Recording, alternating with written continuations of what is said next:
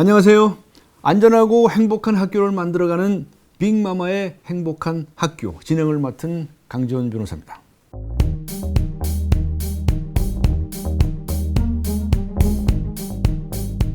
얼마 전 태국에서 한 남성이 학창시절 자신을 괴롭힌 동창을 53년 만에 만나서 살해하는 일이 벌어져서 충격을 주었습니다. 고등학교 동창회장에서 일어난 이 사건은 학교 폭력의 상처가 얼마나 큰 증오를 남길 수 있는지를 다시 돌아보게 했습니다. 지금 이 시간에도 학교 폭력의 피해를 입은 우리 아이들의 마음에는 어떤 증오가 자라고 있을지 알 수 없습니다.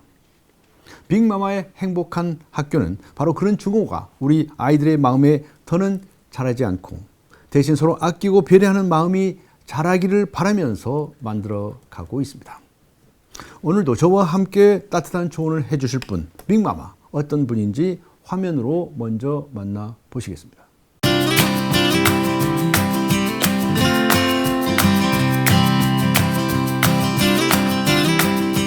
안녕하세요. 안녕하세요. 네, 오늘 빅마마의 행복한 학교 시작해 볼 텐데요. 본 주제로 넘어가기 전에 궁금한 이야기 한 가지 여쭤보겠습니다. 만일에 학교 폭력을 당했거나 목격했다. 그런데 학교가 아닌 다른 곳에 가서 이야기하고 싶다.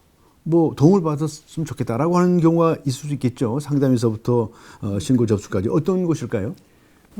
대표적으로 보면 117이 있고요. 네. 긴급전화 1388이 있고 위센터 등에서 도움을 받을 수 있고요.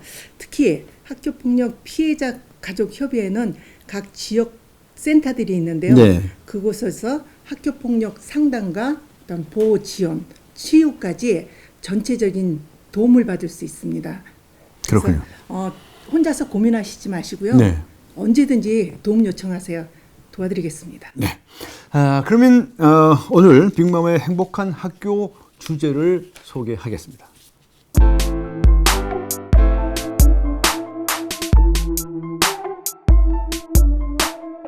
오늘의 주제는 바로 피해자 중심으로 학교 폭력 해결하기입니다.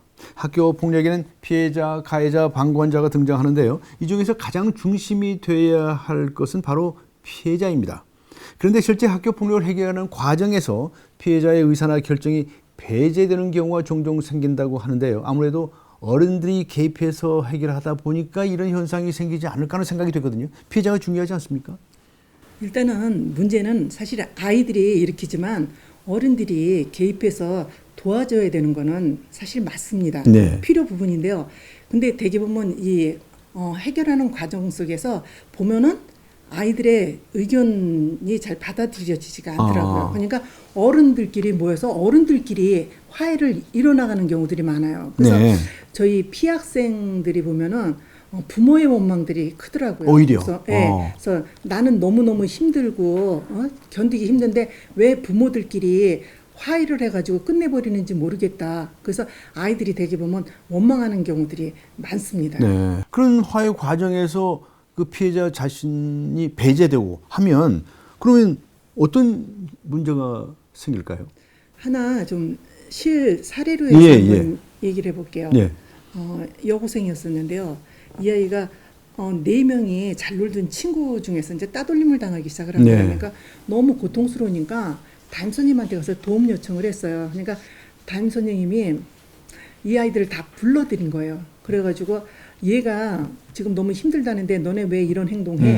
그러니까 아이들이 자기는 전혀 그런 행동을 하지 않았다. 그러니까 선생님이 그래도 얘는 고통스럽다고 하니까 사과해. 그래가지고 그 자리에서 화해를 시킨 거예요. 네. 근데 이거로 끝나게 되나요? 그러니까 결국은 돌아와서 이 3명의 아이들은 얘에 대해서 계속 비난을 하고 오히려 하고, 더 그렇게 해버린 거예요. 그러니까 결국은 이게 화해가 아니라 아이한테는 더 고통스러워져 버린 거예요.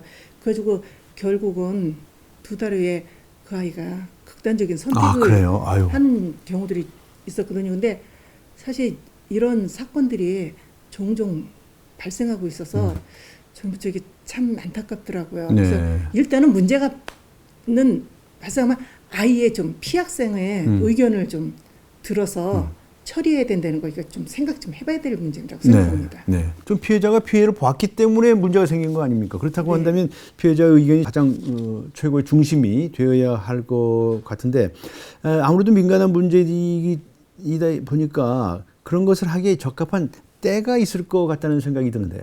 일단은 피해 학생의 분노가 가라앉았을 때 그리고 가해학생이 더 이상 두렵지 않고 그리고 자신의 의지대로 상대가 용서가 될 적에 그때 화해가 이루어지게끔 저는 해줘야 된다고 생각을 합니다. 그러니까 결국은 피해 학생이 선택을 하도록 만들어줘야 된다고 생각합니다. 결국 그러려면 피해 학생의 상처가 치유가 되는 때라고 말씀을 하실 수가 있지 않겠습니까? 지금 당장은 이 가해학생 보기만 해도 두려운데 이 아이하고 어떻게 화해를 시켜놓고 다시 친구로 돌아갈 수 화해하는 있는 거죠. 거예요. 그리고 이상하게 왜 우리 어른들이 보면은 꼭 이걸 책임을 지고 우리가 해결해 줘야 된다는 그 생각들을 갖고 계시더라고요.